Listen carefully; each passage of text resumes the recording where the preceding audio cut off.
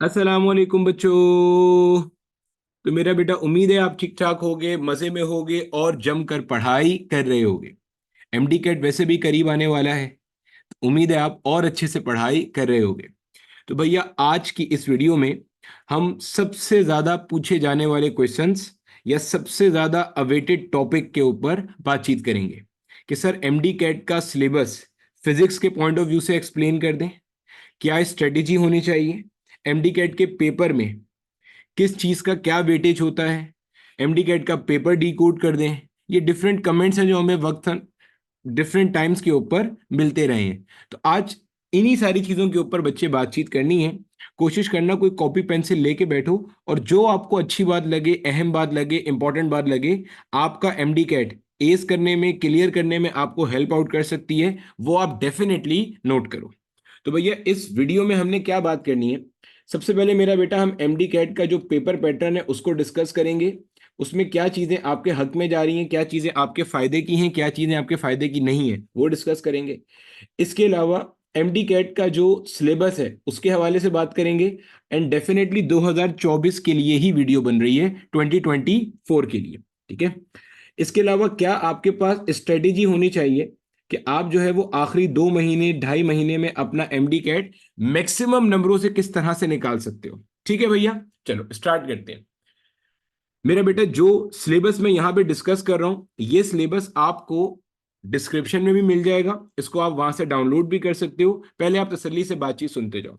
देखो मेरा बेटा, अभी तक के पीएमडीसी के प्रेस रिलीज के मुताबिक जो आपका एमडी कैट का पेपर पैटर्न होगा वो आपके सामने मेंशन है। कुल मिला के आपके पास होंगे मेरा बेटा 200 एमसीक्यूज और टाइम होगा आपके पास 3.5 घंटे का। 3.5 घंटे का जो टाइम है ना मेरा बेटा, ये बनता है 180 मिनट्स प्लस 30 मिनट्स। देखो भैया, 3 घंटे के लिए हो गए 180 मिनट, 1 घंटे के 60 मिनट, 2 घंटे के 120, 3 घंटे के 180 और फिर आधे घंटे के 30 मिनट, यानी कि कुल मिला के 210 मिनट। तो बच्चे आपने क्या करना है और से देखो, आपने 200 एमसीक्यू सॉल्व करने हैं और टाइम कितना है 210 मिनट का। यानी रफली स्पीकिंग, अगर मैं बिल्कुल एक रफ कैलकुलेशन के हिसाब से बात करूं, तो रफली स्पीकिंग आपके पास एक एमसीक्यू के लिए 1 मिनट है। आपके पास एक एमसीक्यू के लिए रफली कितना टाइम है? 1 मिनट है। भैया आखिर के 10 मिनट आप कोई चीज चेक करने के लिए, वेरीफाई करने के लिए भी तो रखोगे ना। ठीक है। अच्छा, फॉर्मेट क्या होगा इसका? पेपर बेस्ड एमसीक्यू होगा, कोई ऑनलाइन कंप्यूटर बेस्ड टेस्ट नहीं होगा। पेपर आपको मिलेगा, आंसर शीट आपको मिलेगी, उसको आपने फिल करनी है। ओएमआर शीट को कैसे फिल करना है इसके लिए मैं अलग से पूरा एक वीडियो रिकॉर्ड कर दूंगा, ताकि उसके अंदर आपका कोई प्रॉब्लम ना हो। अच्छा, minimum passing marks for the medical college admissions, जो आपका एमबीबीएस में बच्चे दाखला लेने के लिए जाएंगे, उसका मेरा बेटा मिनिमम पासिंग मार्क्स क्या है? 65%। अच्छा, यहाँ पे ना एक चीज जरा अच्छे से क्लियर कर लिएगा, बच्चे को यहाँ पे ना अक्सर कंफ्यूजन होती है। देखो मेरा बेटा, ये पासिंग क्राइटेरिया है 65%, 200 का ना, ये मेरा बेटा बनता है आपके पास 130 मार्क्स। अब आप समझे, अगर आप एमडी गेट के पेपर में जाके अपेयर होते हैं तो आपने 200 में से 130 मार्क्स लेने हैं just to pass the test. इसका यह मतलब नहीं है कि आपको एडमिशन मिल जाएगा एमबीबीएस। एमबीबीएस का मेरिट बहुत ऊपर जाता है, उसके ऊपर भी तफसीली बहस करेंगे अगले लेक्चर में या अगली वीडियो में। ठीक है। ये पूरी एमडी कैट गाइडेंस सीरीज है जिसमें इंशाल्लाह हर हफ्ते में मैं एक आधी वीडियो पोस्ट करता रहूंगा, ताकि आपको थोड़ा एनवायरनमेंट से फेमिलियरिटी रहे। तो 130 मार्क्स आपको चाहिए ताकि आपका नाम एटलीस्ट मेरिट लिस्ट में आए। अब मेरिट लिस्ट में जाहिर है सीट तो ऊपर वाले बच्चों को मिलेगी भैया। मिसाल के तौर पे टोटल पाकिस्तान में सीटें हैं, मिसाल दे रहा हूं समझाने के लिए, 20 सीट्स हैं। अब टोटल बच्चों ने पेपर दिया 100 में से 80 स्टूडेंट्स ऐसे थे जिनके मार्क्स 130 से ऊपर आए। समझिएगा गौर से, 80 स्टूडेंट्स ऐसे हैं जिनके मार्क्स 130 से ऊपर आए। तो जो मेरिट लिस्ट बनेगी ना, उसमें 1 2 3 करके 80 स्टूडेंट्स के नाम होंगे on the basis of their merit. ठीक है। अब वो मेरिट कैसे कैलकुलेट होता है उसका अलग पूरा फॉर्मूला है, उसमें आपके क्लास 11 12 के मार्क्स भी शामिल होते हैं, इसमें आपके मैट्रिक का भी कुछ क्वांटम शामिल होता है, और ये जो एमडी कैट का पेपर होता है ऑब्वियसली इसका भी वेटेज होता है। तो मेरिट आपका एक बार डिफाइन हो गया, तो मेरिट में आप जहां पे आ रहे होंगे वो चीज तय करेगा आपको सीट मिलती है या नहीं। मिसाल के तौर पे मेरिट में आपका नंबर आ रहा है 25 और मैंने माना हुआ है पूरे पाकिस्तान में सीटें कितनी है, लेट से 20 है, तो आपको एडमिशन नहीं मिलेगा। तो ये चीज समझ जाइएगा, बच्चों को ऐसा लग रहा होता है कि अगर हमने 130 मार्क्स ले लिए तो हमारा एडमिशन कंफर्म है। नहीं मेरा बेटा, ये एडमिशन के लिए नहीं है, ये सिर्फ आपका पासिंग मार्क्स है। आगे देखें, minimum marks for the dental college admission, तो मेरा बेटा वो 55% है। 55% 200 का अगर आप निकालेंगे तो ये बनता है 110 मार्क्स। तो अगर किसी बच्चे के 130 मार्क्स आते हैं तो वो एमबीबीएस और बीडीएस दोनों में एडमिशन के लिए एलिजिबल है। अगर किसी बच्चे के 110 मार्क्स आते हैं तो वो बीडीएस में तो एडमिशन के लिए एलिजिबल है, लेकिन एमबीबीएस में किसी भी इदारे में, पूरे मुल्क के किसी इदारे में एडमिशन के लिए एलिजिबल नहीं है। ठीक है। और अगर किसी के 110 से कम नंबर आते हैं तो वो ना बीडीएस के प्रोग्राम में जा सकता है ना एमबीबीएस के प्रोग्राम में जा सकता है। और ये डॉक्यूमेंट जो आपका पब्लिश किया है, ये पब्लिश किया है मेरा बेटा पीएमडीसी ने, ये उनकी वेबसाइट पे अभी भी मौजूद है, Pakistan medical and dental commission, जो कि पूरे मुल्क का मेडिकल और डेंटल कॉलेजेस को रेगुलेट करने वाला इदारा है। एक अच्छी बात, जैसे मैंने कहा था हम इस वीडियो में डिस्कस करेंगे क्या चीज आपके हक में जाती है, क्या चीज आपके हक में नहीं जाती। यहां पे कोई नेगेटिव मार्किंग नहीं है। तो आप तुक्का लगाओ मुसलमानों वाला हिसाब किताब भी कर सकते हैं, तुक्का लगाएंगे तो भी कोई इशू नहीं है, कोई आपके नेगेटिव मार्क्स यहां पे कट करने वाला नहीं। अब देखो मेरा बेटा, ये आपके पास ब्रेकअप गिवन है जिसमें आपको बताया हुआ है कि यार हर सब्जेक्ट का क्या वेटेज है और उसके अगेंस्ट में आपके कितने नंबर ऑफ एमसीक्यूज हैं। बायो का 34% वेटेज है, टोटल 200 में से 68 नंबर ऑफ एमसीक्यूज आपके बायो के सेक्शन के हैं। केमिस्ट्री के 54 हैं और वेटेज 27 है। फिजिक्स का 27% वेटेज है, ये मेरा बेटा परसेंटेज के अंदर है, 27% वेटेज है। और नंबर ऑफ एमसीक्यूज कितने हैं, 54 एमसीक्यूज है। ठीक हो गया। इसी तरीके से इंग्लिश के अंदर 9% का वेटेज है, 18 एमसीक्यूज हैं। लॉजिकल रीजनिंग का 3% का वेटेज है और टोटल आपके पास 6 के करीब इसके एमसीक्यूज हैं 200 में से। आपको देखते ही नजर आ रहा है कि आपके पास जो की एरियाज हैं वो कौन कौन से, बायो, केमिस्ट्री और फिजिक्स, ये आपके की एरियाज हैं जिनका क्वांटम सबसे ज्यादा है। यानी अगर आप इनको जमा करते हो तो 170% से ज्यादा क्वांटम सिर्फ इन तीन सब्जेक्ट का है, 170 मार्क्स से ज्यादा। ठीक है। ठीक है बेटे, परेशान नहीं होना, वो मैं जज्बाती हो गया था, 170%। ठीक है। तो 170 मार्क्स से ज्यादा का क्वांटम, यानी कि ये तीन सब्जेक्ट आपको मिला के 170 मार्क्स से ज्यादा का स्कोर दे रहे हैं। ठीक है। अब आपने जो है ना, ये चीजें आपको बताई क्यों जा रही हैं। देखो बेटे, कामयाब वो नहीं होता जो हार्ड वर्क करता है, कामयाब वो होता है जो हार्ड के साथ स्मार्ट वर्क भी होता है। आप लोग सोच रहे हो कि मैं कहूंगा हार्ड वर्क तो होता नहीं है, स्मार्ट वर्क ही होता है, ऐसा नहीं है। हार्ड के साथ स्मार्ट वर्क करना होता है। तो देखो, अब आप में से वो बच्चा जिसने अभी तक बिल्कुल सिफर तैयारी रखी हुई है, जीरो तैयारी है, तो आपको एक आइडिया तो हो गया ना कि आपने कहां पे सबसे ज्यादा फोकस करना है। आप नोट करो, आप नोट करो, अगर आपका सिर्फ बायो का, केमिस्ट्री का और फिजिक्स का पोर्शन भी अच्छे से तैयार हो जाता है, अच्छे से मतलब तगड़े तरीके से तैयार है, तो भी आपके 170 प्लस मार्क्स आ जाएंगे नेशनल एमडी कैट के अंदर, जो कि एक अच्छा स्कोर है। अच्छा, एक और बच्चे के जहन में सवाल आता है, सर ये जो नेशनल एमडी कैट है ये पूरे मुल्क में एक ही कंडक्ट होगा? नहीं बेटे, एक ही कंडक्ट नहीं होगा। हर प्रोविंस की अपनी अपनी एक टेस्टिंग कह लो कि एजेंसी है।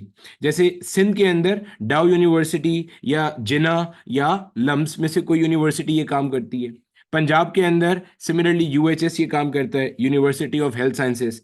केपीके के अंदर जो आपका खैबर मेडिकल कॉलेज है वो ये काम करता है। बलूचिस्तान के अंदर जो बोलान है वो ये काम करता है। सिमिलरली फेडरल के अंदर भी एक डेजिग्नेटेड टेस्टिंग एजेंसी है जो ये काम कर रही होती है। तो खैर वो आपका कंसर्न नहीं है, आपका डोमिसाइल जिस जगह का है आप वहां पे अपने आप को रजिस्टर करोगे। जब फॉर्म आएंगे उसकी भी अपडेट मैं आपको इसी गाइडेंस सीरीज में दूंगा इंशाल्लाह। तो आपने उसको वहां पे अपना फॉर्म फिल करना है और अपेयर हो जाना है। ठीक है, वो सब बात की बहस है। अभी तक देखो आपको क्या क्या बातें पता चल गई। आपको ये पता चल गया कि यार टोटल 5 सब्जेक्ट हैं या 5 सेक्शन हैं जहां से मेरा एमडी कैट का पेपर बनेगा। उसमें भी इक्वल डिस्ट्रीब्यूशन नहीं है। जैसे आगा खान में हम देखते हैं, आगा खान का अगर आप सिलेबस देखोगे तो उसमें physics, chemistry, bio, maths, reasoning, English, इनका इक्वल वेटेज है, 20 out of 100, 20 out of 100, 20 out of 100। यहां ऐसा नहीं है। यहां बायो का सबसे तगड़ा सेक्शन है 68 मार्क्स का, फिर केमिस्ट्री और फिजिक्स का सेकंड नंबर पे टाई कर रहा है, दोनों का 27-27% ईच है, 54 मार्क्स ईच है। तो आप इन्हीं के मार्क्स अगर जमा कर लो तो 170 प्लस स्कोर तो आपका यहीं से बन गया। अब बच्चा बेचारा परेशान होता है, इंग्लिश भी घुसा रहा है, एलआर भी घुसा रहा है। भैया अगर आप 200 मार्क्स के लिए प्रिपरेशन कर रहे हो तो आप बिल्कुल करो, और मैं यही रिकमेंड करूंगा कि आप इंग्लिश और एलआर की भी तैयारी करो, लेकिन टाइम की डिस्ट्रीब्यूशन इस तरह से करो कि जहां पे ज्यादा क्वांटम है मार्क्स का उसको आप टाइम ज्यादा दे रहे हो, उसके आप नेगेटिव एरियाज को ज्यादा ओवरकम कर रहे हो, वहां पे अपनी प्रॉब्लम्स को आप ज्यादा खत्म कर रहे हो, ठीक है, रादर देन आप एलआर को जो है ना वो सीखने में लग जाओ। जरूर सीखो लॉजिकल रीजनिंग को। अगर आपका बायो, केमिस्ट्री, फिजिक्स, इंग्लिश मुकम्मल हो गया है, अब आप एलआर पे टाइम लगाओ। लेकिन बच्चा बेवकूफी क्या करता है, फिजिक्स बाकी है, एलआर सीख रहा है। भैया अगर तुम एलआर में पूरा चैंपियन हो जाओ कि 100% नंबर तुम्हारे आ जाएं, तब भी मैक्सिमम मार्क्स तुम्हें एलआर में कितने मिल सकते हैं, 6। और फिजिक्स का क्वांटम कितना है भाई, 54 मार्क्स का। तो अब बताओ आपको मेहनत किस पे करनी चाहिए, ज्यादा नंबर लेने पे या लॉजिकल रीजनिंग में अपने आप को अच्छा करने पे? तो ये चीज लाजमी जहन में रखें। अब देखो मेरा बेटा, यहाँ पे कुछ और चीजें भी मेंशन है। अगर किसी के भी जहन में ये सवाल आ रहा हो ना कि सर आप ये तो 2023 का सिलेबस एक्सप्लेन कर रहे हैं, जबकि हमने सुना है कि 2024 में सिलेबस चेंज हो जाएगा, इसका आंसर भी मैं आगे चल के करूंगा। फिलहाल इसका छोटा सा आंसर ये है कि अभी तक की इंफॉर्मेशन के मुताबिक और पीएमडीसी के जो प्रेस कॉन्फ्रेंस हुई थी उसके मुताबिक 2023 का ही सिलेबस फॉलो हो रहा है। अगर कुछ चेंज होगा भी तो भी मैं आपको बताऊंगा अभी कि क्या चेंज हो सकता है, उस पर भी आ जाऊंगा। पेपर स्ट्रक्चर चेंज हो ऐसा बिल्कुल मुमकिन नहीं है। 2020 से यही सेम पेपर स्ट्रक्चर आपका क्या हो रहा है, चल रहा है। चेंज होगा भी तो क्वांटम थोड़ा बहुत ऊपर नीचे होगा, उसके ऊपर आपको गाइड कर दिया जाएगा, कोई परेशानी नहीं है, ठीक है। अब देखो मेरा बेटा कहता है कि डिफिकल्टी लेवल किस तरह से होगा। 20% एमसीक्यूज इजी होंगे, हर सेक्शन की बात हो रही है।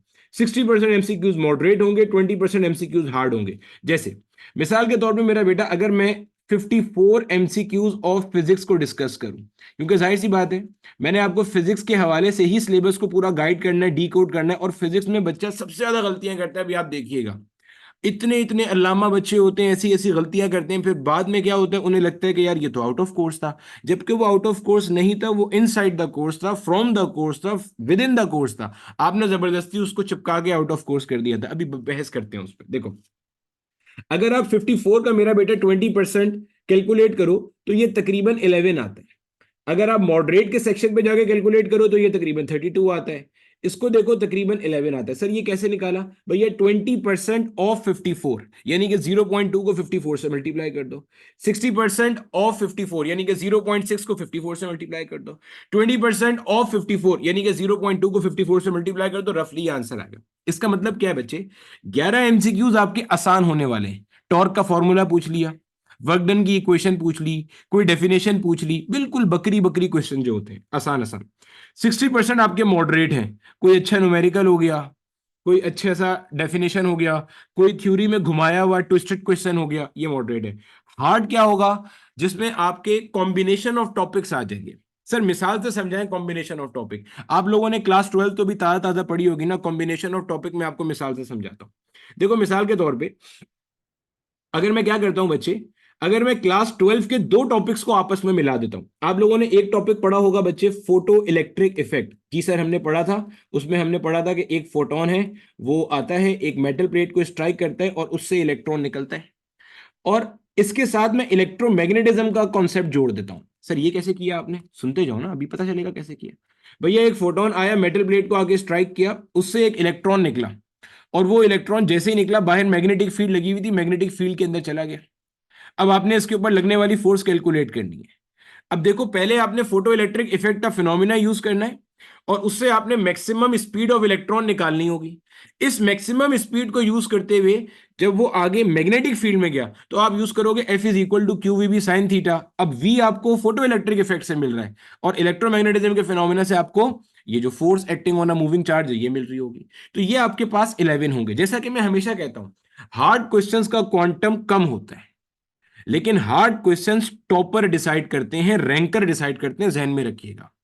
आप अगर कभी भी किसी ऐसे बच्चे से मिलेंगे जिसने किसी कंपटीशन वाले एग्जाम में पोजीशन ली है ना, तो उसका एटीट्यूड ये नहीं होगा कि चोर रास्ते ढूंढ रहा है, लूप होल्स ढूंढ रहा है, कि यार कैसे 54 में से ना मैं ये 11 क्वेश्चन छोड़ दूं, सिर्फ 43 क्वेश्चंस की तैयारी करूं। नहीं, ये चोर रास्ता जो ढूंढते हैं ना, वो एवरेज बच्चे होते हैं और बिलो एवरेज बच्चे होते हैं। मैं किसी को हर्ट करने के लिए नहीं कह रहा, लेकिन मैं मेंटेलिटी की बात कर रहा हूं। आगे वही बढ़ता है जो आगे बढ़ने का ख्वाब देखता है। आगे वही बढ़ता है जो कामयाब होने के बारे में सोचता है। सोच को बड़ा रखना बहुत जरूरी है। अगर आप डे वन से चोर रास्ता ढूंढ रहे हो, शॉर्टकट ढूंढ रहे हो, अगर आप डे वन से ये देख रहे हो यार किसी तरह 54 में से मैं 11 निकाल दूं, 11 और 32 43 कर दूं, तो आप यकीन करो कि आखिरी दिन तक, on the day of paper तक, आपकी तैयारी सिर्फ 43 एमसीक्यूज की होगी, इररिस्पेक्टिव ऑफ द फैक्ट कि पीएमडीसी वाले पेपर एक महीने बाद लें या एक साल बाद लें, क्योंकि आपने अपने दिमाग को जो ट्रेन किया वो ट्रेन ही 43 एमसीक्यूज के लिए किया था। मिसाल दे रहा हूं उसे समझाने के लिए। अगर आप अपने आप को तैयार करते हो कि नहीं यार जितना टॉपिक है मैं सब करूंगा, अच्छे से करूंगा, मैं 54 आउट ऑफ 54 के लिए जाऊंगा, तो अल्लाह की जात से उम्मीद है कि आपका 54 आउट ऑफ 54 फिजिक्स में आएगा, बायो में 68 आएगा, केमिस्ट्री में 54 आएगा, और इंग्लिश और एलआर में भी आपका अच्छा स्कोर आएगा, और आप नेशनल एमडी कैट टॉपर की तरफ जाओगे। तो टॉपर्स की ये अप्रोच नहीं होती, जहन में रखिएगा। तो अगर किसी के जहन में ये सवाल आ रहा था ना कि सर हम हार्ड क्वेश्चन छोड़ देंगे, क्यों भाई? हर साल बच्चे टॉपर्स में नहीं आते। आप ही के जैसे बच्चे होते हैं ना, क्या वो ऊपर से कोई अलग से दिमाग लेके आते हैं? नहीं, आप ही के जैसे बच्चे होते हैं, आप ही के साथ उठते बैठते हैं, खेलते हैं, बातें करते हैं, हंसते हैं, बोलते हैं, आप ही के साथ इदारों में पढ़ेंगे। ठीक है? तो कोशिश करो अपने आप को मेहनत करने का आदी बनाओ। इंशाल्लाह आगे प्रोफेशनल में जा रहे हो आप, वहां तो कितनी मेहनत करनी पड़ेगी अपने आप को आउटशाइन करने के लिए, या अपने आप को दूसरों से आगे दिखाने के लिए। ठीक है, आगे देखो। अब in bio chemistry and physics 70% questions will be recall and 30% will be application level. अच्छा, मैं फिजिक्स के हवाले से आपको ये पूरा सिलेबस एक्सप्लेन कर रहा हूं, तो अच्छे से सुनते जाइए। देखो मेरा बेटा, जो 70% क्वेश्चंस आपके रिकॉल है ना, इसका मतलब है थ्योरेटिकल या थ्योरेटिकल टाइप के क्वेश्चंस। थ्योरेटिकल टाइप के क्वेश्चंस। सर थ्योरेटिकल टाइप के क्वेश्चंस क्या होते हैं? देखो, जैसे आपको कहता है कि यार कार्नोट इंजन है, इसकी एफिशिएंसी हम किस तरह से बढ़ा सकते हैं। अब ये एक थ्योरेटिकल पर्सपेक्टिव है क्वेश्चन। आपको कहता है यार वर्क डन नेगेटिव कब होता है। आपको कहता है दो वेक्टर्स के दरमियान का एंगल नेगेटिव कब होता है। आपको कहता है टॉर्क जो है वो मैक्सिमम कब होगा। अब ये सारे क्वेश्चन जो है ना, ये आपके थ्योरी के पॉइंट ऑफ व्यू से, ठीक है। 30% आपकी जो एप्लीकेशन है, इसमें आपके पास क्या आता है मेरा बेटा? न्यूमेरिकल आता है। अब यहां से देखो, जो छोटी छोटी बातें ये पीएमडीसी वालों ने अपने सिलेबस में मेंशन किए हुए ना, हम चूंकि सिलेबस को डिकोड कर रहे हैं, तो अच्छे से सुनते चलो। इसका मतलब क्या है बच्चे? इसका मतलब ये न्यूमेरिकल का वेटेज आपके पास कम होने वाला है, या न्यूमेरिकल का क्वांटम आपके पास कम होने वाला है, और थ्योरी और कॉन्सेप्चुअल थ्योरी की भरमार होने वाली है। पॉइंट समझ में आ रहा है? अब अगर आप इसको भी कन्वर्ट करोगे ना, तो ये जो आपके रिकॉल क्वेश्चंस बनते हैं, ये 70% जो ये कह रहे हैं, ये तकरीबन बनते हैं 38 से 39। और बाकी के आपके जो न्यूमेरिकल बनते हैं वो तकरीबन कितने बनते हैं? 16 के करीब। 16 से 17 हो जाएंगे, वो 38 39 हो जाएगा। ठीक है, यानी कि 54 में से 16 न्यूमेरिकल है, बाकी 38 आपके क्या है? थ्योरी के क्वेश्चंस है। इसका मतलब आपकी थ्योरी कैसी होनी चाहिए? तगड़ी होनी चाहिए। अब थ्योरी आपकी तगड़ी कैसी होगी, इसको आप समझ लो। देखो मेरा बेटा, अभी हम सिलेबस पे आ रहे हैं, फिजिक्स का सिलेबस भी डिकोड कर रहे हैं। देखो बच्चे, थ्योरी को स्ट्रॉन्ग करने का तरीकाकार क्या होता है? अब इसके अंदर ना बच्चा क्या करता है, मैं आपको पहले बच्चे की अप्रोच बताता हूं, फिर आपको एक्सपर्ट गाइडेंस दे देता हूं। वैसे मैं कोई बहुत बड़ा एक्सपर्ट नहीं हूं, लेकिन चूंकि एक्सपीरियंस है पढ़ने पढ़ाने का, काम ही यही करते हैं और कोई काम जिंदगी में कभी किया ही नहीं है इतनी मोहब्बत से, इसलिए आपको बेहतर अंदाज में बता सकते हैं। देखो बच्चे, थ्योरी को स्ट्रॉन्ग करने के लिए आपकी सबसे अच्छी जो बुक है ना, सबसे अच्छी बुक आपकी टेक्स्ट बुक है। सबसे अच्छी बुक आपकी टेक्स्ट बुक है। सर कौन सी टेक्स्ट बुक पढ़े? इतनी सारी प्रोविंसेस की टेक्स्ट बुक है। देखो बच्चे, आपका डोमिसाइल जिस प्रोविंस के अंदर रजिस्टर है ना भाई, आप वहां की टेक्स्ट बुक पढ़ो सर। भैया, कोई बच्चा है, उसका डोमिसाइल बलूचिस्तान का है। सर डोमिसाइल की बेस पे क्यों कह रहे हैं? भैया ये भी समझ लो, कोई भी बात हवा में नहीं होती, रीजन होती है। फिजिक्स पढ़ाते हैं ना, इसलिए हमें रीजनिंग करने का शौक है। देखो, अगर एक बच्चा बलूचिस्तान में रजिस्टर्ड है, हमारा खूबसूरत सूबा बलूचिस्तान, एक बच्चा वहां का कैंडिडेट है, तो बच्चे जाहिर सी बात है उसकी जो सीट होगी वो बलूचिस्तान में ही होगी ना। आपको आइडिया है, सीट का ऊपर कोटा सिस्टम चलता है। सिमिलरली अगर कोई बच्चा पंजाब का है, तो भैया उसको दाखला पंजाब की यूनिवर्सिटी में ही मिलने वाला है, बिल्कुल ऐसे ही। कोई बच्चा खैबर पख्तूनख्वा का है, तो उसको वहीं का दाखला मिलेगा। कोई बच्चा सिंध का है, तो उसको वहीं पे दाखला मिलेगा। तो भैया सबसे पहले तो जो आपका अपना डोमिसाइल की किताब है ना, वो आप पढ़ लो। सर तो ओए लेवल्स वाले क्या करें? भैया ओए लेवल्स वाला बच्चा या आगा खान वाला बच्चा या जियाउद्दीन बोर्ड वाला बच्चा, किसी भी XYZ बोर्ड का बच्चा, भाई कहीं रिहायशी तो होगा, पाकिस्तान का कोई शहरी तो होगा, तभी तो वीडियो देख रहा है कि पाकिस्तान में MBBS BDS करना है। तो भाई कहीं का रिहायशी है, कहीं डोमिसाइल है, कहीं परमानेंट रेजिडेंसी है, तो भैया जो डोमिसाइल है उसके तहत किताब पढ़ ले, कोई मसला नहीं है। ठीक है, अच्छा अब आगे चलो। डोमिसाइल के बाद किताब पढ़ ली। सर हमारे पास टाइम ज्यादा है, आप हमें कम बता रहे हैं चीजें, और बताएं। भाई अपने डोमिसाइल की किताब एज ए टेक्स्ट बुक पकड़ के पढ़ो, पढ़ ली। अब किसी और प्रोविंस की किताब उठाओ, किसी और प्रोविंस की किताब उठाओ और उसको एज ए रेफरेंस बुक के तौर पे पढ़ो, आपको मजा आएगा। जब आप एक सेक्शन को, कोई भी एक टॉपिक है, लेट्स से फिजिक्स का एक टॉपिक है, आपने डिस्कस किया कॉन्सेप्ट ऑफ रोटेशन, मिसाल दे रहा हूं, रोटेशन का टॉपिक आपका डोमिसाइल था मिसाल के तौर पे केपीके का, आपने केपीके की किताब पढ़ी रोटेशन के ऊपर। अब आपने बोला कि यार बिलाल भाई ने मुझे वीडियो लेक्चर में कहा था कि आप एक प्रोविंस की और किताब पढ़ना ताकि आपका दिमाग खुले, कॉन्सेप्ट्स इनहेंस हो, चीजें फील हो रही हो। तो यार आपने सिंध की किताब उठा ली, आपने सिंध में से पढ़ा, आप नोट करोगे आपका दिमाग जो है ना वो अपनी लैंग्वेज खुद से फॉर्मुलेट कर रहा है। पॉइंट समझ में आ गया? अपनी लैंग्वेज खुद से क्या कर रहा है? फॉर्मुलेट करता चल रहा है। जब आप एक ही चीज को 3 से 4 जगह से पढ़ते हो तो आपका दिमाग अपनी लैंग्वेज खुद से क्या करता है? फॉर्मुलेट करते हो। मैं कभी मुझे टाइम मिला तो मैं इसी यूट्यूब के ऊपर आपको अपनी लाइब्रेरी का टूर कराऊंगा।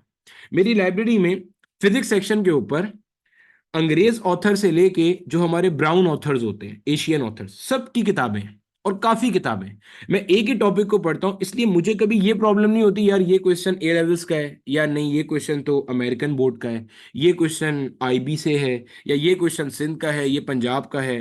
कोई फर्क नहीं पड़ता। अरे भैया प्रोजेक्टाइल मोशन के बारे में कैम्ब्रिज में ऐसा क्या लिखा होगा या ऐसा क्या कॉन्सेप्ट होगा जो किसी पाकिस्तानी ऑथर की किताब में नहीं है? कोई फर्क नहीं है।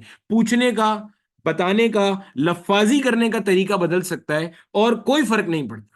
तो इस बात से कतई नजर कि हम सर इस के हैं उसके, कोई फर्क नहीं पड़ता भाई।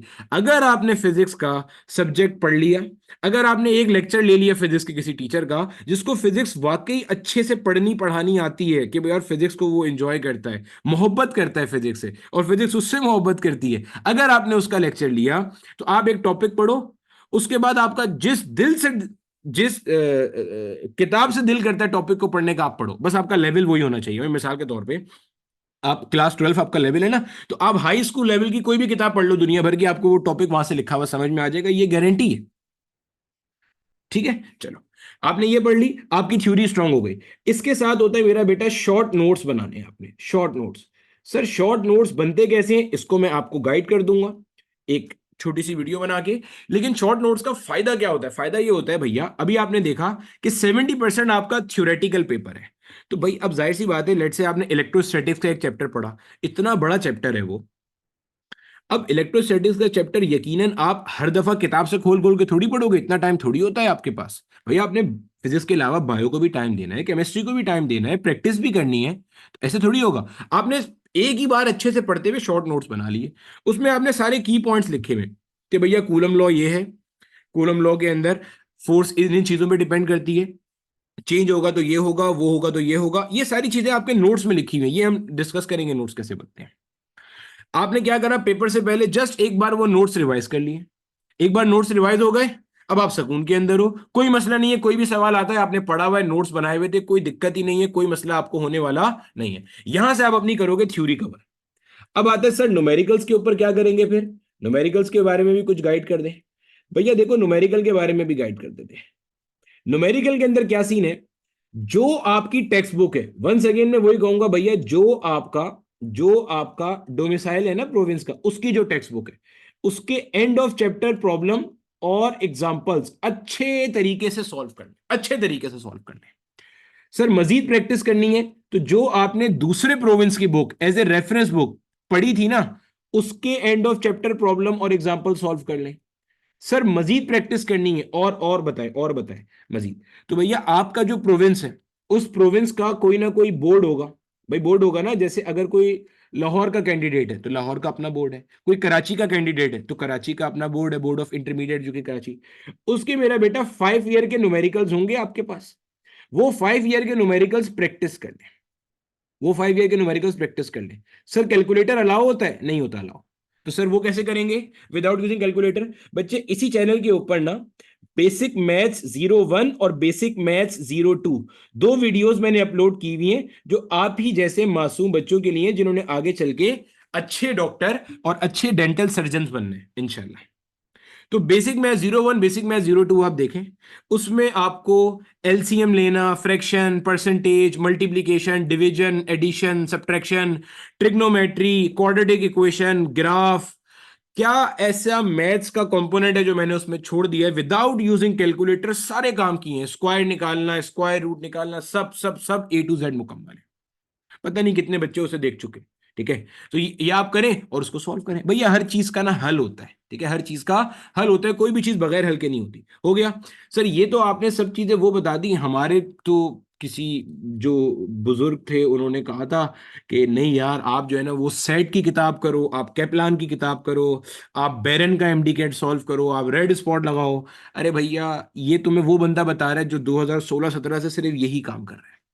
आप ये वाला काम करो, ये चीज मेरा बेटा आपके पास मैंडेटरी है। मैंडेटरी समझते हो? लाजमी जो आपने करना है। ये करने के बाद भी आपके पास टाइम बच जाए ना, तो मैं आपको मजीद चीज गाइड कर देता हूं। इसी की डिस्क्रिप्शन में, इसी वीडियो की डिस्क्रिप्शन में मैंने फिजिक्स के लिए प्रैक्टिस बुक अपलोड की हुई है। फिजिक्स के लिए मैंने प्रैक्टिस बुक अपलोड की हुई है फ्री ऑफ कॉस्ट, कोई चार्जेस नहीं है, कोई पैसे नहीं है, प्रैक्टिस मटेरियल अपलोड किया हुआ है। आंसर शीट भी उसमें साथ में लगी हुई है। हो सकता है एक आधे आंसर में प्रॉब्लम हो तो वो आप मुझे मेंशन कर सकते हो, मैं उसे इंशाल्लाह सही भी कर दूंगा। वो क्लास 11 की और क्लास 12 की अलग से मौजूद है। इसमें बेसिकली क्या है, जितने डिफरेंट यूनिवर्सिटीज के पास पेपर्स है ना, चाहे वो यूनिवर्सिटी ऑफ हेल्थ साइंसेज के हों, ईटीईए के हों, बोलान के हों, या आपके पास सिंध के अंदर जब एनटीएस लेता था उसके हों, या आपके पास जो ये है जेएसएमयू है, डाउ है, या आपके पास लम्स है, किसी के भी हैं, वो पास पेपर मैंने उसमें कंपाइल किए हुए चैप्टर वाइज, आप वो सॉल्व कर लो।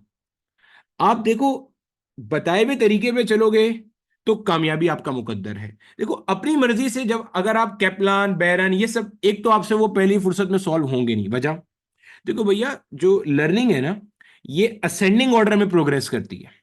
जैसे आप सीढ़ी चढ़ते हो ना, मान लो 20 स्टेप्स की सीढ़ी है, तो अगर आप पहले हिस्से में ही डायरेक्ट पांचवें स्टेप पे कदम रखोगे ना, तो क्या मसला होगा कि आप गिर जाओगे मुंह के बल। और समझ में आ रहा है, ऊपर तो चढ़ नहीं सकोगे। तो यही होता है, ये सीढ़ी है, ये सीढ़ी है कि भाई आपने इसी स्टेप में आगे जाना है। तो आपको बैरन भी समझ में आएगा, कैपलान भी समझ में आएगा, सब समझ में आएगा। ये प्रोग्रेसिव एनवायरनमेंट यही होता है।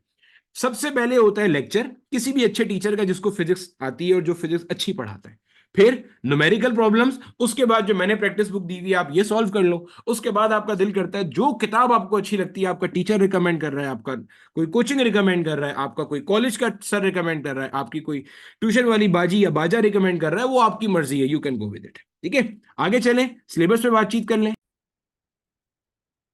अब मेरे बेटा सिलेबस को हम फिजिक्स के सेक्शन को पॉइंट वाइज डिस्कस करना शुरू कर रहे हैं। अच्छा, इस पे आगे चलने से पहले, आप में जो लोग बच्चे वीडियो देख रहे होंगे, दो ही टाइप के बच्चे होंगे। या तो मेरा बेटा आप अभी इस साल as a fresh candidate appear हो रहे हो, पहली बार अपेयर हो रहे हो, या मेरे बच्चे आप इंप्रूवर हो। ठीक है, और आप अपने आप को इंप्रूव करने के लिए अपेयर हो रहे हो। अगर आप इंप्रूवर हो तो आपका माजी आपको पता होगा, एक्सपीरियंस आपको होगा, तो मैं उसी के हवाले से बताऊंगा। अगर आप फ्रेश ही हो ना, पहली बार अपेयर हो रहे हो, तो भी मैं आपको गाइड करता हूं, आप अपने किसी कजन, भाई, बहन, दोस्त, कोचिंग का सीनियर, कॉलेज का सीनियर, जो एमडी कैट कर चुका हो या अभी दोबारा कर रहा हूं, उससे पूछना। हर साल का एक ट्रेंड है। क्या ट्रेंड है? हर साल यही होता है, जब पेपर होता है, एक तो पेपर लीक का एक्यूजेशन लगता है। अब वो सही होता है या गलत, ये जाहिर है मुझे नहीं पता, ना मेरा काम है, जो इसके इदारे हैं उनका काम है ये चेक करना कि पेपर लीक होता है या नहीं, मैं उस पर कुछ नहीं कह सकता। जो दूसरा प्रॉब्लम होता है ना, वो ये होता है, हर साल आप नोट करना, प्रेस क्लब के बाहर ना बच्चे एहतजाज करते हैं, अंडे टमाटर मारते हैं, और उन्होंने प्ले कार्ड्स उठाए हुए होते हैं। और प्ले कार्ड्स में क्या होता है भाई? Out of course questions, out of course questions. ये आउट ऑफ कोर्स क्वेश्चंस की जो मिथ है ना, इसको आज एक ही बार जो है ना वो अपने पास बर्स्ट कर दीजिए। मैं आपको बहुत दावे से ये बात कह रहा हूं, बहुत दावे से, जो ये हमारे पास कोचिंग माफियाज है ना, वो इसका बिल्कुल उलट कहेंगे हमेशा। उसका एक रीजन होता है, वो आप बच्चे नहीं समझते क्योंकि आप अभी छोटे हो बेटा। ठीक है, टाइम लगेगा आपको समझने में। लेकिन मैं अपनी बात जो कर रहा हूं वो मैं आपको समझा देता हूं। आउट ऑफ कोर्स क्वेश्चंस की एक मिथ है, मैं वो मिथ पहले बर्स्ट कर दूं। फिजिक्स के अंदर देखो, बायो केमिस्ट्री इंग्लिश एलआर ना मेरी एक्सपर्टीज है ना मुझे पता है, लेकिन फिजिक्स का मुझे पता है। फिजिक्स में एक भी क्वेश्चन आउट ऑफ कोर्स नहीं, एक भी क्वेश्चन। ना मैंने 21 में देखा, ना मैंने 22 में देखा, ना मैंने 23 में देखा, ना मैंने 24 में देखा। मैं खुद कराची का रिहायशी हूं। कराची में जो सबसे बड़ा इदारा है ये सब चीजें पढ़ाने का, या एक टाइम तक सबसे बड़ा इदारा था, अब शायद नहीं है, मैं वहां पे कोऑर्डिनेटर था, मटेरियल कोऑर्डिनेटर, और टीचर तो ऑब्वियसली था ही। तो मेरी उनसे 2 साल तक मुसलसल इसी बात पे पॉइंट ऑफ कॉन्फ्लिक्ट रहा कि पूरा डिपार्टमेंट कोचिंग वालों के साथ खड़ा होकर ये बात कहता था कि ये चीजें आउट ऑफ कोर्स है। मैं कहता था आउट ऑफ कोर्स नहीं है। मैं आपको अभी अपना पॉइंट दे दूंगा आखिर में, आप जज कर लेना आउट ऑफ कोर्स है या नहीं। अब देखो, ये मेरा बेटा आपके सामने सिलेबस है, फोर्स एंड मोशन पहला चैप्टर है, देखो लिखा हुआ है ना 1, फोर्स एंड मोशन पहला चैप्टर है, ये लिखा हुआ है।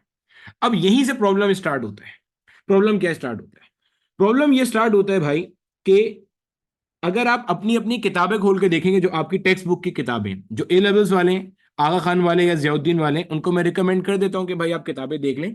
बाकी मैंने इस वीडियो की डिस्क्रिप्शन में जितने टेक्स्ट बोर्ड हैं उन सब की पुरानी और नई जितनी बुक्स हैं उनका पीडीएफ भी अपलोड किया हुआ है। अब अगर आप उसको खोल के देखेंगे ना, तो मेरा बेटा पहला चैप्टर है मेजरमेंट्स के नाम से। पहला चैप्टर क्या है? मेजरमेंट्स के नाम से। और दूसरा चैप्टर है मेरा बेटा वेक्टर्स के नाम से। अब प्रॉब्लम यहां पे आती है कि जो टीचर्स हैं वो पढ़ाते हुए या समझाते हुए ये बात बताते हैं, आप लोग भी जहां जहां पढ़ रहे होंगे जरा चेक कर लिएगा कि वेक्टर्स नहीं पढ़ाया जाता। सर वेक्टर्स क्यों नहीं पढ़ाया जाता? उसका रीजन है, रीजन ये है भैया कि सर देखिए एमडी कैट के सिलेबस में वेक्टर्स तो कहीं लिखा नहीं है, उन्होंने बोला सीधा डिस्प्लेसमेंट से पढ़ाना शुरू करें। देखो ये क्या लिखा हुआ है, कहां से पढ़ाना शुरू करें? डिस्प्लेसमेंट से। अब मेरा हर दफा एक ही आर्ग्यूमेंट होता था, मैंने वही आर्ग्यूमेंट दिया हमेशा। आप तय कर लोगे ये सही है गलत है। वेक्टर्स के चैप्टर में आप बेसिकली पढ़ते क्या हो? वेक्टर्स का चैप्टर आपको क्या सिखाता है, उसका भाई लर्निंग ऑब्जेक्टिव क्या है, कहना क्या चाहता है, कि वो मतलब किसी वजह से रखा हुआ है ना। ठीक है, ऐसा तो नहीं है कि जो किताब लिखने वाले थे उनका दिमाग खराब हुआ, सुबह उठे तो उन्होंने बोला आज ना वेक्टर लिख देते हैं। भाई कोई वजह है वेक्टर्स वहां डालने की। वेक्टर डालने का रीजन ये है मेरा बेटा कि आपको ना वेक्टर्स को ऐड करना आ जाए और वेक्टर्स को मल्टीप्लाई करना आ जाए। अब आज जाके आप दोबारा से पूरा चैप्टर खोल के देख लेना वेक्टर्स का, इन दो चीजों के अलावा अगर आपने कोई तीसरी चीज सीखी है तो मुझे बता देना। वेक्टर के पूरे चैप्टर में कुल मिला के ये दो चीजें, एक वेक्टर एडिशन है, एक वेक्टर मल्टीप्लीकेशन है, कोई तीसरी चीज नहीं है। वेक्टर को ऐड करना और मल्टीप्लाई करना आपको आ जाए। अब यहां आ जाओ, फोर्स एंड मोशन पे आ जाओ। अभी बहस करते हैं कि वेक्टर्स है या नहीं है। आपसे मैं कहता हूं ये डिस्प्लेसमेंट क्या है बेटा, तो आप बोलोगे सर डिस्प्लेसमेंट वेक्टर क्वांटिटी है, बचपन से पढ़ते आ रहे हैं क्लास 10 से। अच्छा, अब मैं आपको कहता हूं, मुझे एक बात बताइए। एक एक बंदा है, एक बंदा है, इसका नाम है बबलू। ठीक है, ये है बबलू। बबलू जो है ना ये मस्ती करता रहता है हर वक्त। अभी बबलू जो है ना ये 4 मीटर गया ईस्ट डायरेक्शन में, ऐसे क्वेश्चन देखे होंगे ना। बबलू 4 मीटर कहाँ गया? ईस्ट डायरेक्शन में। ठीक हो गया। अब बबलू गया उसके बाद 3 मीटर नॉर्थ डायरेक्शन में। बबलू अब 3 मीटर कहां चला गया? बबलू का काम मस्ती करना है, फारिग आदमी है। 4 मीटर ईस्ट में गया, फिर 3 मीटर नॉर्थ में गया। अब मैं आपसे सिंपल सा क्वेश्चन पूछता हूं, कोई रॉकेट नहीं पूछ रहा, बहुत सिंपल सा क्वेश्चन। भैया मुझे बबलू की ना डिस्प्लेसमेंट बता दो। अब बोलोगे सर ये रही डिस्प्लेसमेंट। डिस्प्लेसमेंट तो हमने पढ़ा हुआ है ना, क्योंकि हमारे एमडी कैट के कोर्स में था। तो भाई ये रही डिस्प्लेसमेंट। डिस्प्लेसमेंट क्या होती है? इनिशियल से लेके फाइनल तक का जो आपका शॉर्टेस्ट डिस्टेंस होता है। तो अब जरा बबलू की डिस्प्लेसमेंट निकाल।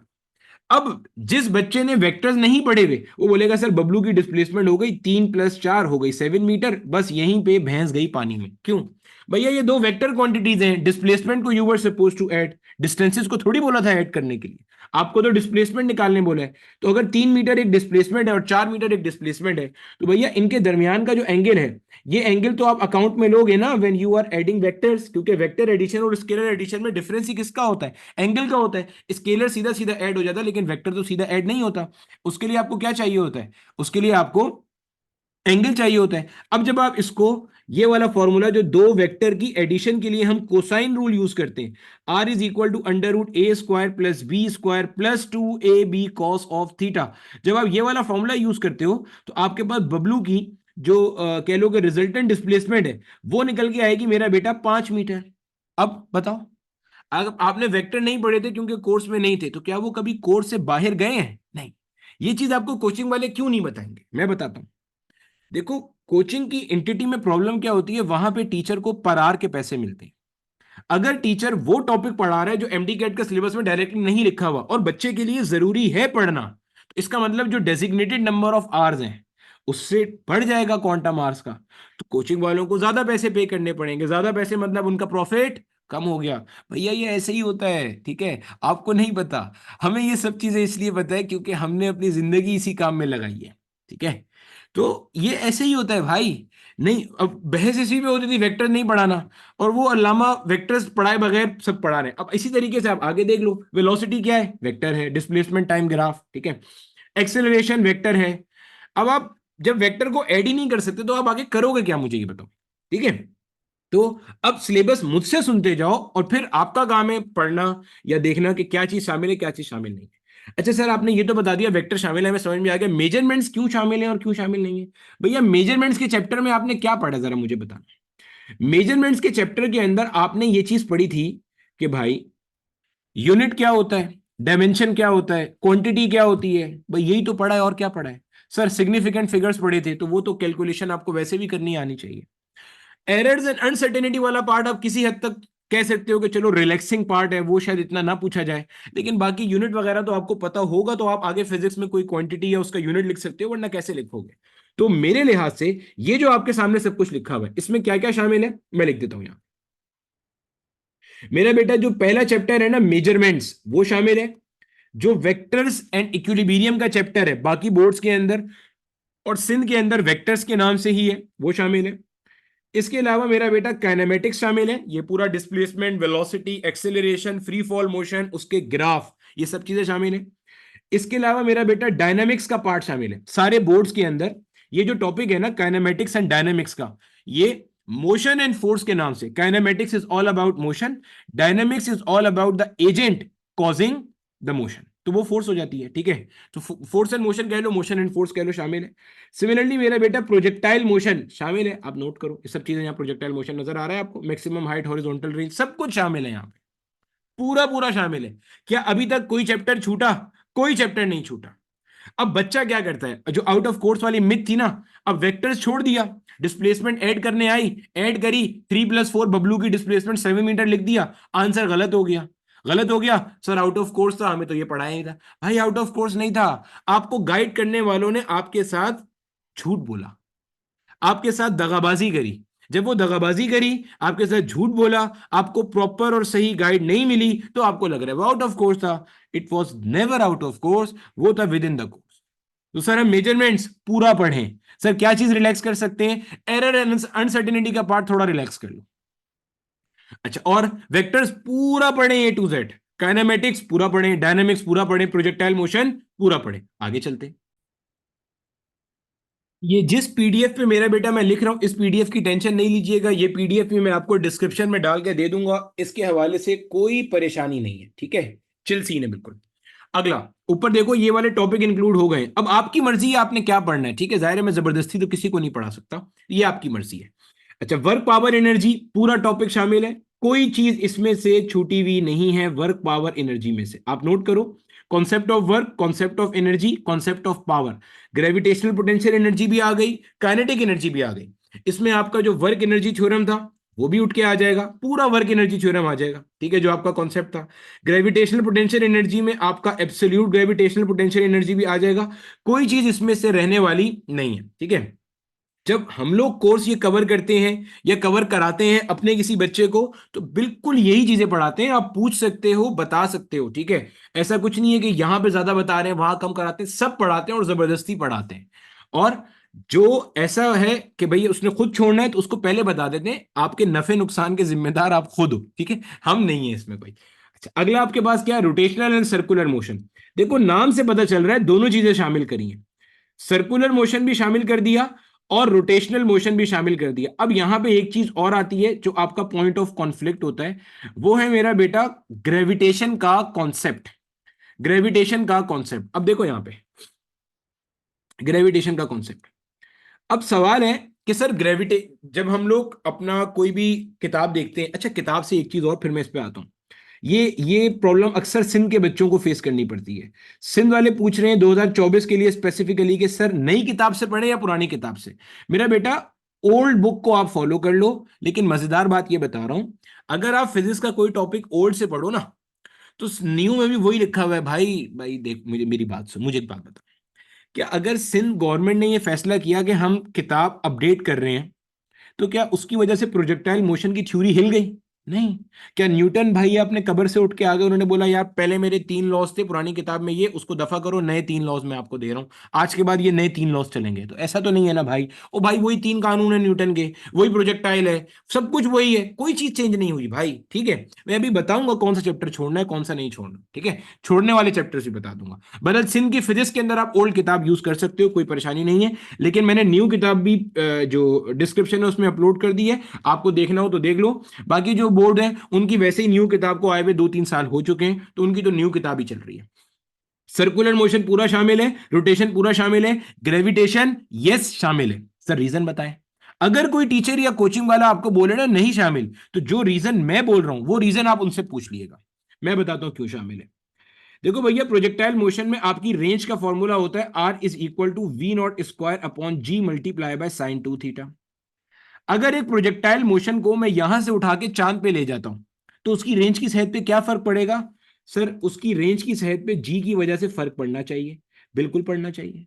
अगर आप V0 वही रखते हो, लॉन्च एंगल वही रखते हो, तो जी वहां पे जाके G/6 हो जाता है, तो रेंज 6 गुना बढ़ जाएगी। अब ये चीज आपको विदाउट ग्रेविटेशन नहीं पता चलेगी, क्योंकि प्लेनेट टू प्लेनेट या एक पॉइंट से दूसरे पॉइंट पे स्पेस में जाने पर जी का वैल्यू चेंज होता है, एंड व्हेन जी का वैल्यू इज चेंजिंग, तो डेफिनेटली आपके पास रेंज चेंज हो रही है। सर और कोई मिसाल दे दें, बस एक एक इस फॉर्मूले की वजह से। अबे और मिसालें सुनो तो सही खुदा के बंदो।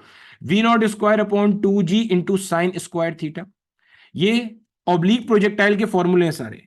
जो ए लेवल्स वाले परेशान ना हो बच्चे, ये सब आपको आ जाएंगे, कोई रॉकेट साइंस नहीं है फिजिक्स में, ना रट्टा है ना रॉकेट साइंस है। फिजिक्स अगर आपको ऐसे पढ़ाया जाता है कि रट्टा मारना पड़ रहा है, तो वो पढ़ाने वाले का कसूर है। फिजिक्स में कोई रट्टा नहीं है, बड़े से बड़े लेवल पे छोटे से छोटे लेवल पे कोई रट्टा नहीं है। प्रिंसिपल्स हैं, principles you need to understand and you need to apply, simple. और न्यूटन के 3 कानून है, उससे पूरी मैकेनिक्स निकल जाती है। ठीक है, अब देखो जी चेंज हो रहा है। सिमिलरली आप आगे चल के टाइम पीरियड ऑफ पेंडुलम पढ़ोगे ऑसिलेशंस के अंदर, सिंपल हार्मोनिक मोशन में, T = 2π√L/g, तो इसमें भी जी शामिल है। आप जी का वेरिएशन कैसे बताओगे अगर आपको ये सब चीजें नहीं पता? तो ग्रेविटेशन शामिल है, उसमें न्यूटन का लॉ ऑफ यूनिवर्सल ग्रेविटेशन, जी के वैल्यू की वेरिएशन, आर्टिफिशियल ग्रेविटी, ये सब चीजें शामिल है। क्योंकि आर्टिफिशियल ग्रेविटी से पहले जो लिफ्ट वाले केसेस हैं, जिसमें लिफ्ट एक्सेलरेट करती हुई ऊपर जाती है या लिफ्ट एक्सेलरेट करती हुई नीचे आती है, उसके अंदर जो अपेरेंट फोर्स चेंज हो रही होती है, वो अगर आप कोई अच्छी किताब पढ़ोगे ना, देखो मैं क्या बोल रहा हूं, शायद आपको याद ना आ रहा हो, मैं कोशिश करता हूं आपको रिमाइंड कराने की। जब आप ग्रेविटेशन का टॉपिक पढ़ते हो, यही सर्कुलर रोटेशन मोशन में किताब खोल के देखना मिल जाएगा, उसके अंदर ना एलिवेटर के केसेस पढ़ाए जाते हैं। एलिवेटर केसेस में क्या होता है भाई, एक बंदा होता है जो एलिवेटर में खड़ा हुआ होता है, ऐसे एलिवेटर में हवा में नहीं होता, खड़ा हुआ होता है, बस समझ जाना, ठीक है, नीचे करके ही बना दें यार। ये वही बबलू है, ठीक है, जिसकी डिस्प्लेसमेंट थी, अभी एलिवेटर में खड़ा हुआ है। अगर ये एलिवेटर ऊपर जाएगी ना विद सम एक्सेलरेशन ए, तो बबलू का जो अपेरेंट वेट है वो बढ़ जाएगा, नीचे आएगी विद सम एक्सेलरेशन ए, तो बबलू का अपेरेंट वेट कम हो जाएगा। अब ये अपेरेंट वेट के जो कॉन्सेप्ट है ना, ये अच्छी किताबों में, कोई भी अच्छी किताब दुनिया की फिजिक्स की उठा लो, अपनी टेक्स्ट बुक नहीं बोल रहा, अच्छी किताब बोली है, ठीक है। अच्छी किताब में हेलिडे रेसनिक क्रेन आती है, अच्छी किताब में यूनिवर्सिटी फिजिक्स आती है, पढ़ने के लिए नहीं बोल रहा, वैसे मिसाल दे रहा हूं, किसी का इंटरेस्ट है तो पढ़ भी सकता है। बहुत सारी किताबें होती है, रॉजर मनकास्टर की किताब है, स्टीव एडम्स की किताब है, अब पता नहीं कितनी किताबें हैं, ठीक है। जितना नॉलेज हासिल कर सकते हो वो कम है। तो ये जो बबलू का ऊपर नीचे जाने से अपेरेंट वेट कम हो रहा है ना, ये टॉपिक लॉज ऑफ मोशन में पढ़ाया जाता है, न्यूटन के लॉज के अंदर, और न्यूटन के लॉज अपने पास डायनामिक्स में शामिल है, और डायनामिक्स ऊपर इंक्लूड है फोर्स एंड मोशन के अंदर। तो ये जो टॉपिक है, ये हमारी किताबों में ग्रेविटेशन में डला हुआ होता है, एक्चुअल में तो ये टॉपिक डायनामिक्स का पार्ट है। तो अब देखो ये टॉपिक आ गया, अब आप जो है गलत फहमी में मारे गए। अब वो है ना, एक शेर है, हम जो तारीक राहों में मारे गए, तो हम जो गलत फहमी में मारे गए।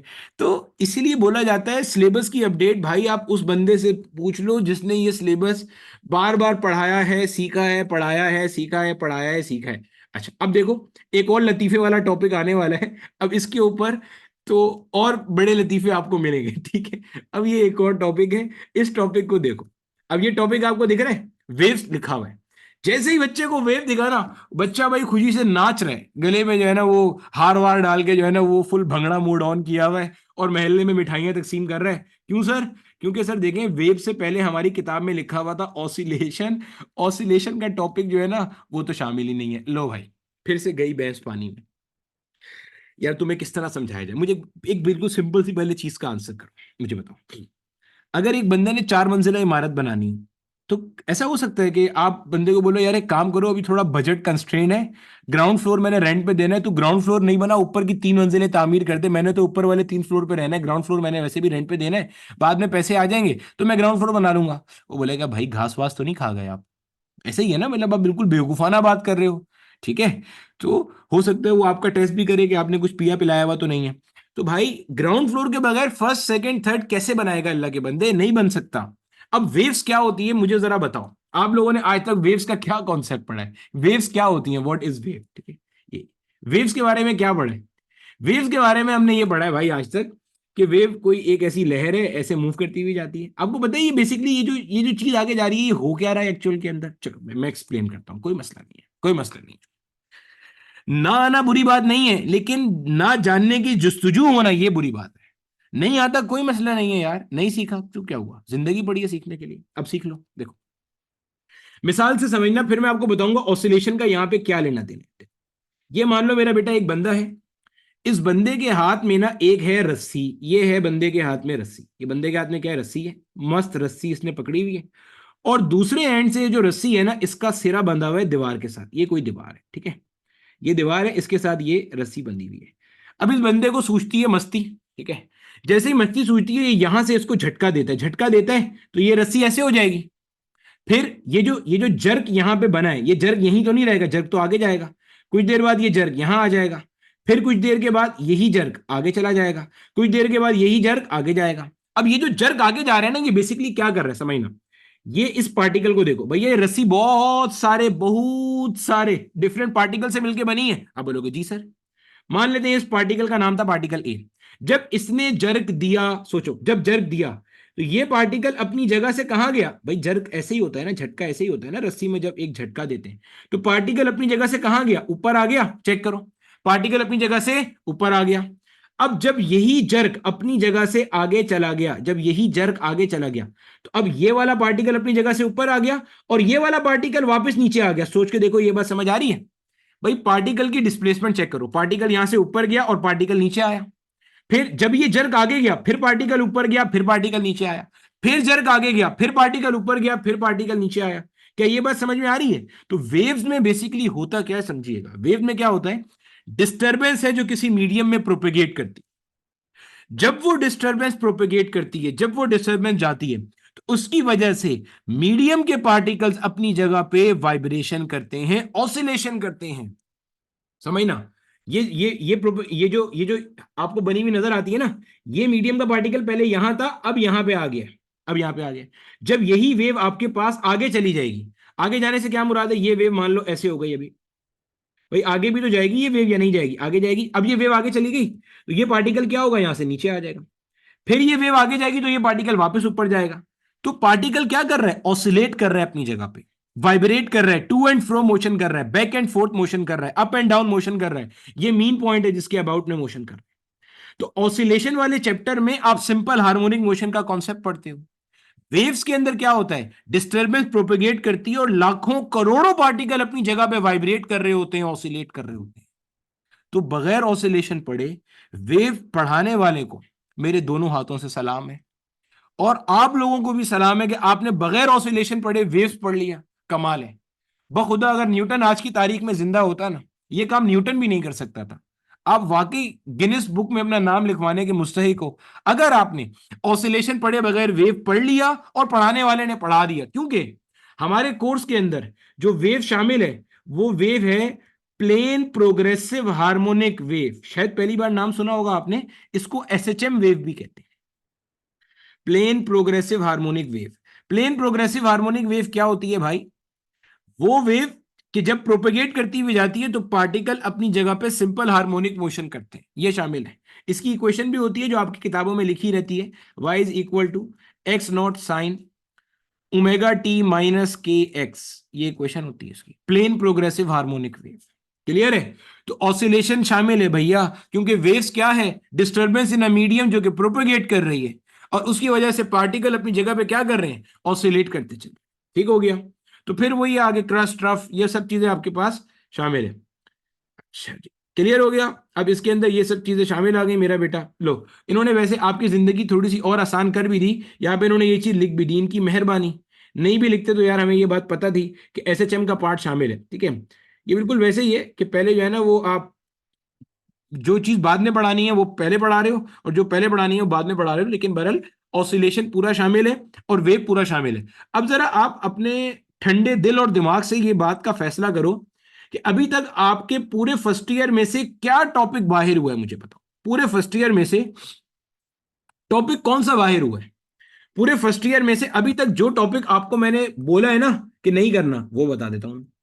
वो है फ्लूइड डायनामिक्स, वो शामिल नहीं। फ्लूइड डायनामिक्स का पार्ट शामिल नहीं है। सिंध की नई किताब में फ्लूइड स्टैटिक्स भी है, वो भी शामिल नहीं है। फ्लूइड डायनामिक्स आप कह लो बाहर है, और फ्लूइड स्टैटिक्स जो सिंध की नई किताब में है, इसको भी आप चलो कर लो बाहर है। मजीद जो चैप्टर आप बिल्कुल बेफिक्र होकर छोड़ सकते हो, मैं खुद कह रहा हूं, इसमें से कोई टॉपिक नहीं आएगा, वो आपके पास है फिजिकल ऑप्टिक्स, जो सिंध की पुरानी किताब में नेचर ऑफ लाइट के नाम से है।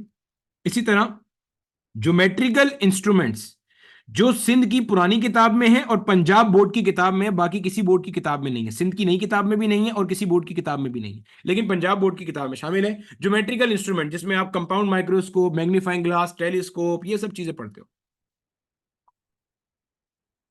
ये चार चैप्टर से आपसे कोई सवाल नहीं होगा, इनको आप क्लास 11 में आराम से छोड़ सकते हो। इनके अलावा किसी ने भी अगर आपसे कोई चीज छुड़वाई है, उसने आपके साथ खयानत करी है, आपके साथ गलती करी है, जाने में करी है या अनजाने में करी है, वो उसका मसला है, वो आपको भुगतना पड़ेगा।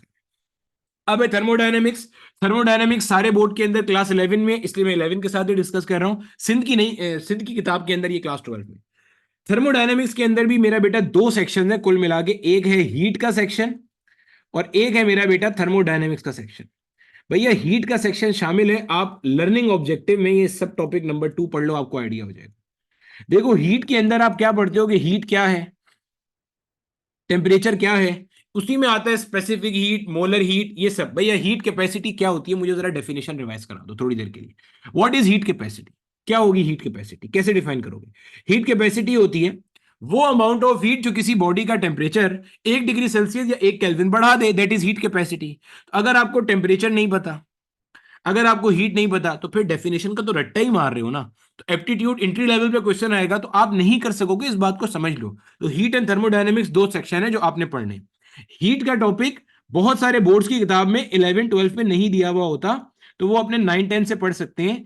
वरना सिंटेक्स बोर्ड की जो पुरानी किताब है क्लास 12 की, उसके अंदर हीट का टॉपिक बहुत अच्छे से दिया हुआ है, वहां से पढ़ सकते हैं। Usually Punjab board, federal board, KPK, Balochistan, इन सब की किताबों के अंदर हीट का टॉपिक नहीं है, डायरेक्ट थर्मोडायनेमिक्स दिया हुआ है। तो उनके पास हीट का टॉपिक 9 और 10 के अंदर डाला हुआ है। ठीक है, तो मैंने बता दिया, अपने 9 10 से पढ़ लो या सिंध बोर्ड के क्लास 12 की किताब से पढ़ लो, तो ये चीजें आपके पास शामिल। ठीक हो गया? तो क्लास 11 से मैंने सिर्फ 3 चैप्टर बोले, एक फ्लूइड डायनामिक्स बोला, एक फिजिकल ऑप्टिक्स बोला, एक ज्योमेट्रिकल इंस्ट्रूमेंट्स बोला, और कुछ नहीं बोला मैंने छोड़ने के लिए। अब आता है मेरे पास भैया इलेक्ट्रोस्टैटिक्स। इलेक्ट्रोस्टैटिक्स के अंदर सब कुछ शामिल है, कोई चीज छोड़ने वाली नहीं है। Coulomb's law, electric field intensity, Gauss's law, electric potential का कॉन्सेप्ट। अच्छा, इसके ऊपर भी आता हूं गॉसेस लॉ के बारे में भी, एक मिनट। इलेक्ट्रिक पोटेंशियल का कॉन्सेप्ट और कैपेसिटर का कॉन्सेप्ट। अब बच्चा बोलता है सर मुझे एक बात बताए, यहां कहीं गॉसेस लॉ लिखा हुआ है? अरे भाई नहीं लिखा हुआ, लेकिन ये पढ़िए क्या लिखा है। Electric field intensity due to an infinite sheet of charge लिखा हुआ है। ये क्या चीज है? ये है मेरा बेटा एप्लीकेशन ऑफ गॉसेस लॉ। क्या लिखा है ये है बच्चे एप्लीकेशन ऑफ गॉसेस लॉ। मुझे एक बात बता, अगर गॉसेस लॉ ही नहीं पढ़ा तो उसकी एप्लीकेशन कैसे पढ़ोगे भैया? सही है सर, इसमें देखेंगे इलेक्ट्रिक फ्लक्स भी तो नहीं लिखा हुआ। इलेक्ट्रिक फ्लक्स नहीं लिखा हुआ नजर आ रहा है? नहीं सर, इलेक्ट्रिक फ्लक्स नहीं लिखा हुआ, वो छोड़ दें भाई। गॉसेस लॉ की स्टेटमेंट पढ़ना। क्या है गॉसेस लॉ की statement? Net flux crossing a close Gaussian surface is equal to 1 by epsilon naught times the amount of charge enclosed. अभी ये क्या है, ये नेट फ्लक्स है। जब तुझे नेट फ्लक्स का बेसिक कॉन्सेप्ट ही नहीं पता तो गॉसेस लॉ कैसे पढ़ेगा, और जब गॉसेस लॉ नहीं पढ़ सकता तो इसका ये पहली ये चीज और ये चीज, ये दोनों एप्लीकेशन है गॉसेस लॉ का। तो पूरा चैप्टर शामिल है इलेक्ट्रोस्टैटिक्स का, कोई चीज नहीं छोड़ी हुई उनमें। और सिंध बोर्ड वाले आखिर में एक चीज और देख लें, charging and discharging of capacitor का कॉन्सेप्ट भी शामिल है। सही है, तो पूरा चैप्टर ही पढ़ना है, कोई चीज छोड़नी नहीं है इसके अंदर। ठीक है, चलो। अच्छा, बहुत सारे बच्चे होते हैं जिनको ये सिलेबस अपडेट ना पहली दफा में समझ में नहीं आती, तो वो उन बेचारों का क्या होता है, एक साल वेस्ट होता है, फिर अगले साल उन्हें समझ में आती है कि हाँ यार बताने वाले ने कुछ अच्छी बात बताई थी। आगे देखो, करंट इलेक्ट्रिसिटी में कंप्लीट चैप्टर शामिल है, कोई भी चीज छोड़ी हुई नहीं है, पूरा चैप्टर शामिल है A to Z. Ohm's law, resistance, उसके ऊपर dependency, electrical power, Joule Thomson equation जो आपकी एनर्जी है, वो सारा, कोई टॉपिक भी जिसे कहते हैं ना मेरा बेटा वो छोड़ा हुआ नहीं है। इसके बाद हमारे पास है मेरा बेटा इलेक्ट्रोमैग्नेटिज्म एंड इलेक्ट्रोमैग्नेटिक इंडक्शन, कोई टॉपिक छोड़ा हुआ नहीं है अभी तक। ठीक है, अच्छा ये आ गया। इसके अंदर इलेक्ट्रोमैग्नेटिज्म पूरा चैप्टर शामिल है, क्यों भाई, इसने मैग्नेटिक फील्ड लिख दिया ना, इस मैग्नेटिक फील्ड में सब कुछ आ गया। ये F equals q v B sine theta, F is equal to BIL sine theta, ये भी आ गया भाई। F is equal to q v B sine theta, F is equal to BIL sine theta भी आ गया। क्लियर है, सब चीज आ गई है। Tau is equal to BINA cos alpha, ये सब मैग्नेटिक फील्ड का कॉन्सेप्ट में जाएगा। ठीक हो गया। नहीं तो आप, अगर आपको अभी भी प्रॉब्लम होती है ना देखने में, तो भाई आप एक काम करो, आप जरा ये लर्निंग ऑब्जेक्टिव 8.3 पढ़ लो, क्या लिखा। Describe quantitatively the path followed by a charged particle into a magnetic field in a direction perpendicular to the field.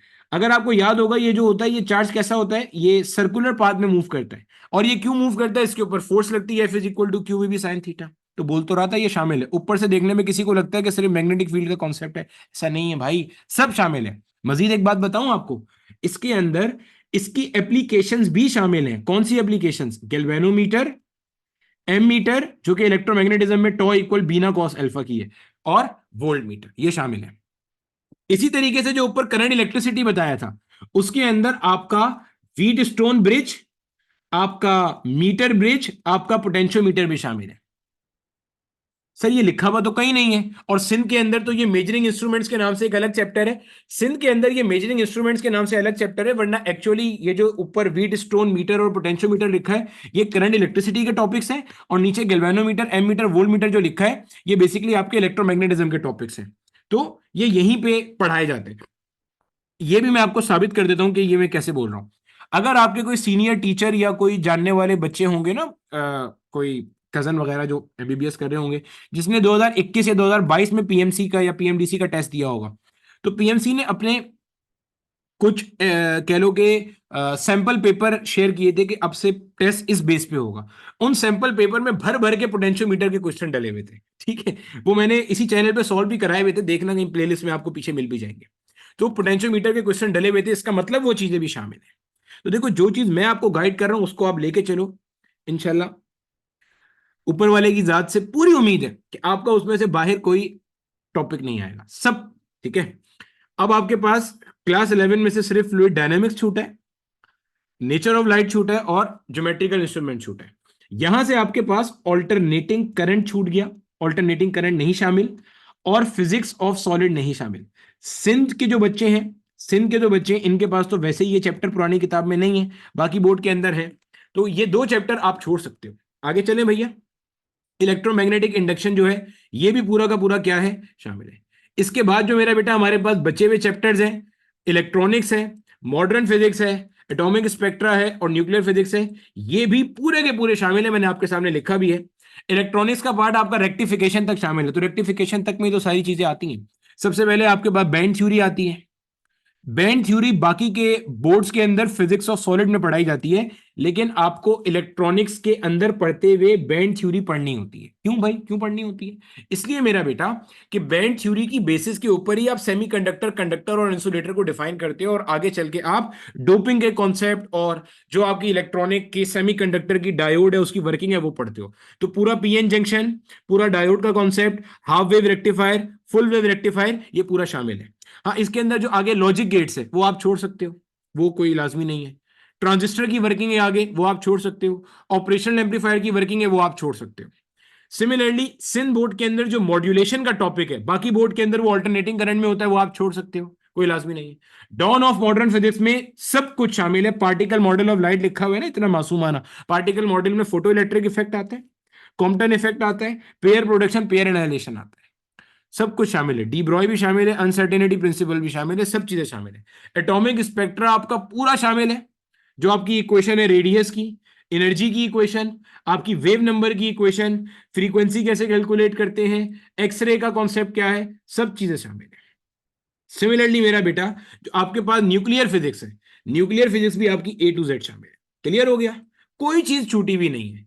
देखो भैया, मैं आपको फिर बताता हूं, आप ये मत समझना कि सर आप अपने आप को सेफ साइड करने के लिए सब कुछ शामिल कराए जा रहे हैं। भैया मुझे एक बात बताओ, अगर आप पढ़ोगे तो एडमिशन आपको मिलना है या मुझे मिलना है? ऑब्वियसली आपको मिलना है ना, मुझे तो एडमिशन नहीं मिलना बच्चे। तो मैं तो आपको वही गाइड कर रहा हूं जो मैं अपने बच्चों को गाइड करता हूं या अपने बच्चों को गाइड करूंगा, या जैसे बताता हूं समझाता हूं। ये कोई वो नहीं है कि मैं सेफ साइड पे करने के लिए सेफ खेल रहा हूं, ठीक है? ये आपको समझ में आ जाएगी इस साल, नहीं तो अगले साल। कोशिश करो कि इसी साल समझ में आ जाए, प्रॉब्लम ना हो। अच्छा, अभी तक जो हमने टॉपिक छोड़े मैं यहां लिख देता हूं। फ्लूइड डायनेमिक्स छोड़ सकते हो, सिंध की नई किताब में फ्लूइड स्टैटिक्स है, आंख बंद करके छोड़ दो। नेचर ऑफ लाइट है, छोड़ दो। ज्योमेट्रिकल ऑप्टिक्स है या ज्योमेट्रिकल इंस्ट्रूमेंट्स है, छोड़ दो। ऑल्टरनेटिंग करंट है, छोड़ दो। फिजिक्स ऑफ सॉलिड है, छोड़ दो, लेकिन इसमें बैंड थ्योरी इलेक्ट्रॉनिक्स में पढ़ी जाएगी, ठीक है? सिमिलरली इलेक्ट्रॉनिक्स के कुछ टॉपिक आप छोड़ सकते हो, जैसे लॉजिक गेट्स हैं, ऑपरेशनल एम्पलीफायर्स हैं, या ट्रांजिस्टर्स का पार्ट है, they can be left out, ठीक है? कोई मसला नहीं है उसमें, ये चीजें आपने छोड़नी है।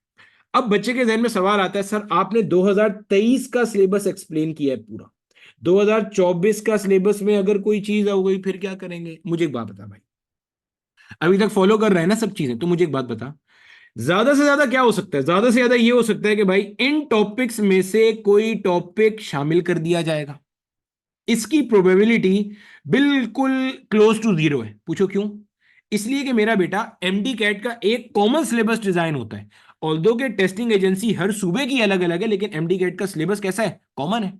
तो जब एमडी कैट का सिलेबस कॉमन है, तो उसमें वो चीजें होंगी जो सबके सिलेबस में है। तो सबके सिलेबस में फिलहाल यही सारी चीजें, अगले साल से ये सारी चीजें शामिल होना शुरू हो जाएंगी। क्यों? इसलिए कि सिंध की किताब अपडेट हो गई है। अगले साल जो बच्चा एमडी कैट देगा, इसलिए ना कोशिश करके इसी साल अपना एडमिशन ले लेना। अगले साल जो बच्चा एमडी कैट देगा वो सिंध की क्लास 12 की नई किताब पढ़ के आएगा।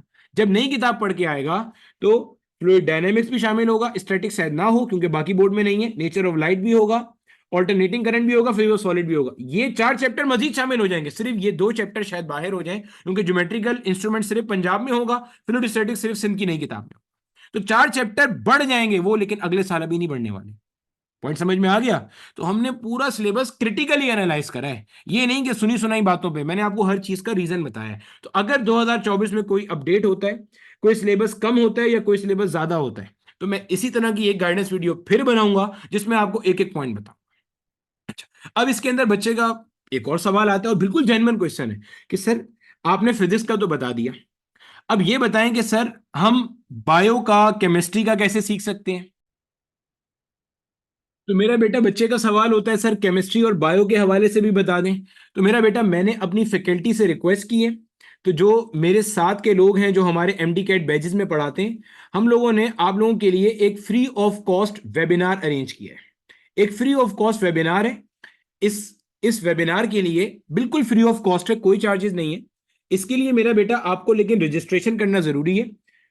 या तो आप यहां से ये क्यूआर कोड स्कैन कर लो, इसके अंदर एक आपके पास गूगल फॉर्म का लिंक है, उसमें नाम, ईमेल और मोबाइल नंबर है शायद, वो आप डालो, अपने आप को रजिस्टर करो। और ये कहां पे होगा मेरा बेटा? जूम पे और फेसबुक पे लाइव होगा। किस दिन होगा?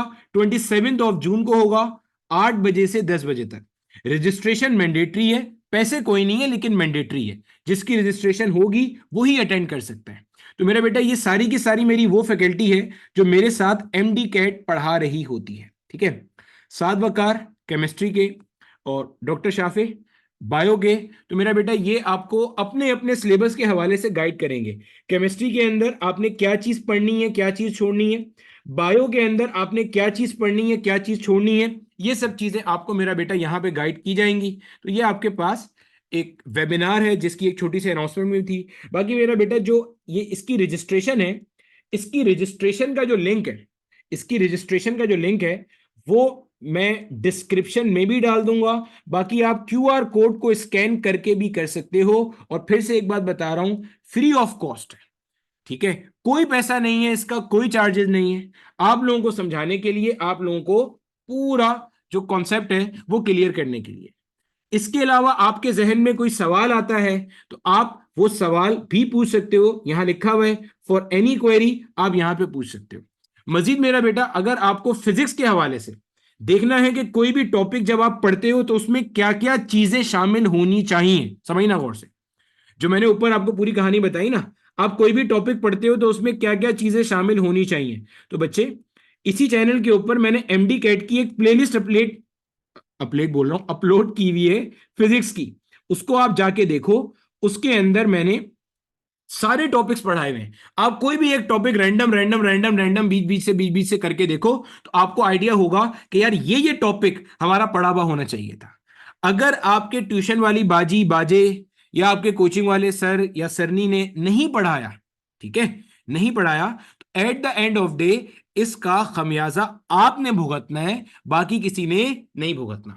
तो इंशाल्लाह आपसे वेबिनार में मुलाकात होती है, जिसके अंदर आपको ये सब चीजें बताएंगे कि आपने अपना एमडी कैट कैसे एस करना है, टाइम मैनेजमेंट कैसे करनी है, स्ट्रेस मैनेजमेंट कैसे करनी है, एमडी कैट के फियर को कैसे ओवरकम करना है, और बहुत सारी बातें करेंगे वेबिनार में। तो इंशाल्लाह आपसे वेबिनार में मुलाकात होती है। ऑनलाइन वेबिनार है, फ्री ऑफ कॉस्ट है, रजिस्ट्रेशन के बगैर लेकिन अलाउ नहीं होगा।